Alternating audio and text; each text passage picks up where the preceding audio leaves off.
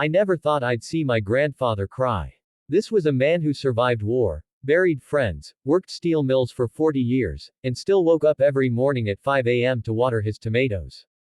He didn't complain. He didn't ask for help. And he sure as hell didn't scare easily. But that afternoon, he was sitting on his porch, clutching his arm, shaking, not from pain alone, but from humiliation. And the people responsible. Fake HOA officers. It started like any quiet afternoon. My grandpa lived alone on a small property he'd owned outright for decades. No mortgage. No liens. No HOA membership. Never had been. The neighborhood tried to form one years ago, but he opted out legally and permanently. That didn't stop them from targeting him. A black SUV rolled up. Two men stepped out wearing cheap tactical vests with patches that said, HOA enforcement. One of them had a badge clipped to his chest, plastic, scratched, and fake as hell. The other carried a clipboard and a pair of zip ties hanging openly from his belt. They didn't knock. They marched straight up his porch like they owned it. My grandpa told me later they said he was in violation. Overgrown hedges. Unauthorized shed. Unpaid fines totaling thousands. All lies. But they spoke fast, loud, and aggressive, banking on the fact that he was old and alone.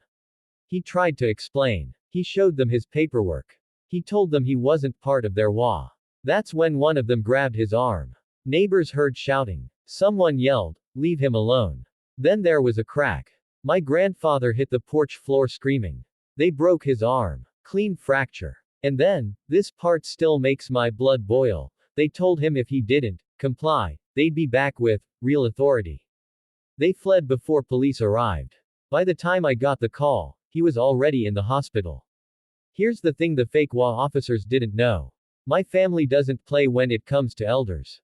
And my cousins. They're bikers. Not weekend cosplay bikers. Not Instagram leather vest guys. Real ones. Within hours, the hospital room was full. Leather jackets. Tattoos. Quiet fury. No shouting. No threats. Just phones out, gathering details. They didn't talk about revenge. They talked about accountability. First step. Information. Security footage from neighbors. License plate caught on camera.